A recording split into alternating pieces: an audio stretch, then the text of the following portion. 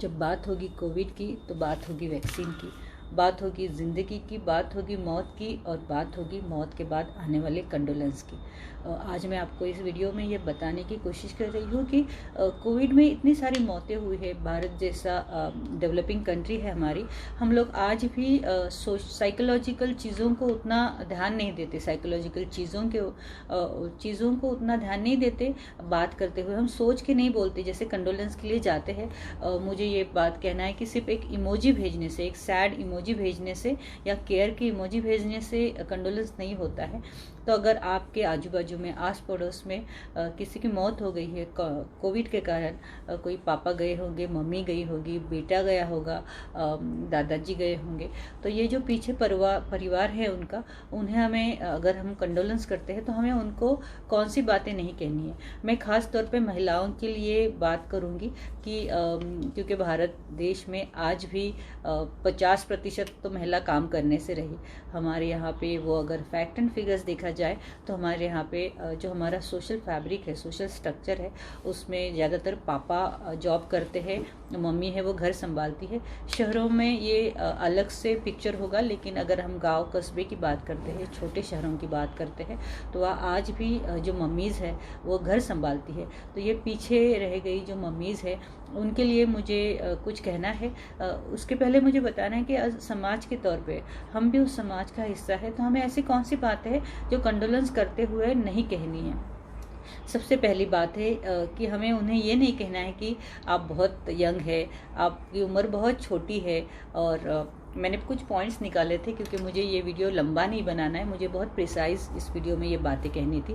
तो आपको ये नहीं कहना है उनको कि आप बहुत यंग है, आपको आप फिर से शादी कर सकते हैं। आप कंडोलेंस के लिए गए हैं, वहाँ पे आपको ये नहीं बताना है, आपको कुछ फिक्स नहीं करना है, उनके लाइफ को फिक्स नहीं करना है, आपको उनके लाइफ को आकार नहीं देना है। आपको सिर्फ वहाँ पे जाके आपका कंडोलेंस देना है। तो सबसे पहले मैंने बहुत बार देखा है कि लोग बोलते नहीं, you are still young and you can remarry, तो आपको ये नहीं कहना है। दूसरी बात यह है कि लोग हमेशा बोलते हैं कि यू मस्ट बी स्ट्रांग, आपको आपके बच्चों के लिए ज़िंदा रहना है। तो आपको ये बात भी नहीं कहनी है कि आप बहुत स्ट्रांग है और आपको आपके बच्चों के लिए ज़िंदा रहना है। ये स्ट्रांग से मुझे हमेशा लगता है कि हो सकता है कि वो जो औरत है या वो जो पीछे रही हुई फैमिली है, उनमें से कोई वल्नरेबल होगा, उनको शायद आप तक पहुंचना है, आपको उनको अपना दुख आपको बताना है, और आपने फटाक से कह दिया कि नहीं आप बहुत स्ट्रांग है, तो उनको वो दुविधा में पड़ जाएगी कि अरे ये अभी तो मुझे स्ट्रांग उन्होंने बना दिया, और वो स्ट्रांग नहीं होंगे, अंदर से टूटे हुए होंगे। शायद उनको आपका कंधा चाहिए होगा, शायद उनको लगता होगा कि नहीं मेरी कुछ बातें हैं, मेरी कुछ समस्या है, कुछ प्रॉब्लम्स है, मुझे कोई गाइडेंस चाहिए, मैं इस व्यक्ति से पूछ सकती हूँ। अगर वो व्यक्ति ही बोल देता है कि आप तो स्ट्रांग है, आपको आपके बच्चों के लिए ज़िंदा रहना है, तो इससे भी जो मदद चाहिए उस व्यक्ति को वो आपसे मांगेंगे नहीं, क्योंकि आपका जो वो स्ट्रांग का जो कवच है उसके पास, तो आपको वो भी नहीं बोलना है कि आप बहुत स्ट्रांग है। एकदम से मत कहिए कि कंडोलेंस के जाते हुए आप एकदम से मत कहिए कि आप बहुत स्ट्रांग हैं। तीसरा है कि बहुत बार ऐसा होता है कि बहुत लंबी बीमारी के बाद, जैसे वेंटिलेटर पे होंगे, अगर जो घर का पुरुष है वो गुजर गया है, वो बहुत लंबे समय तक वेंटिलेटर पे होगा, और उसके बाद बहुत सारी पीड़ा के बाद वो ऑक्सीजन और बहुत सारी टेक्निकल मेडिकल इश्यूज़ के बाद उनकी मौत हुई होगी। तो बहुत बार लोग कंडोलेंस में, ये मैंने बहुत पढ़ा है, आई एम सो सॉरी, मुझे बहुत बुरा लगा था ये जब मैंने पढ़ा था। उसने कहा कि अभी he is no more in pain, तो वो अभी पीड़ा में नहीं है, वो जिस किसी दुनिया में है उसमें खुश है। तो ये जो बात है ना, तो ये आपको उनको नहीं बतानी है, क्योंकि उससे क्या होगा कि उनके जो घाव है वो और ज़्यादा बढ़ सकते हैं। कि वो बात पे आप उनको अगर याद दिलाएंगे कि वो कौन से दौर से गुजरे थे और उनको क्या तकलीफ़ हुई थी, तो आपको ये भी नहीं कहना है। और उनको ये भी नहीं कहना है कि आपको ज़िंदगी फिर नए सिरे से बितानी है। तो ये कोई सही समय नहीं है आपको बताने का कि आपको ज़िंदगी नए हैप्पीली बितानी है या जो किसी।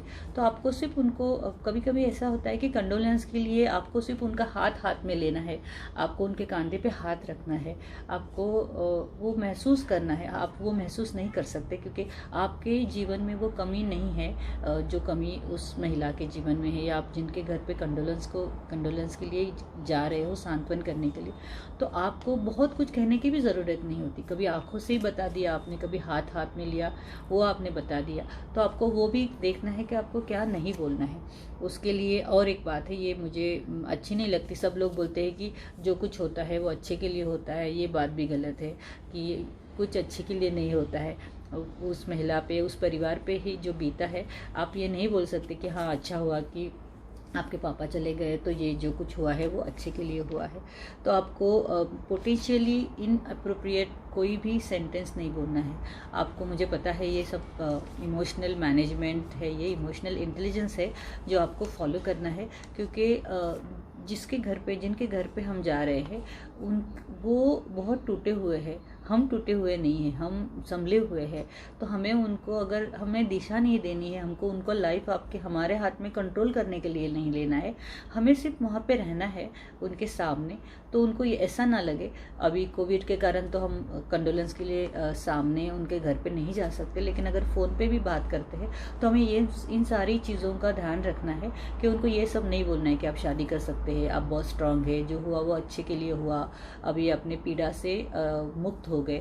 तो आपको ये बिल्कुल नहीं बोलना है। और आपकी कोई भी इंटेलेक्चुअल कमेंट जो है वो आपको वहाँ पे नहीं बतानी है, क्योंकि जब मौत होती है उस आदमी की, उस घर में कोई मौत हो गई है, तो उस बेचारी का दिल टूटा है, उस बेचारों का दिल टूटा है, उनके ऊपर इतना बड़ा आघात हुआ है, उनके दिमाग पे असर नहीं हुआ है।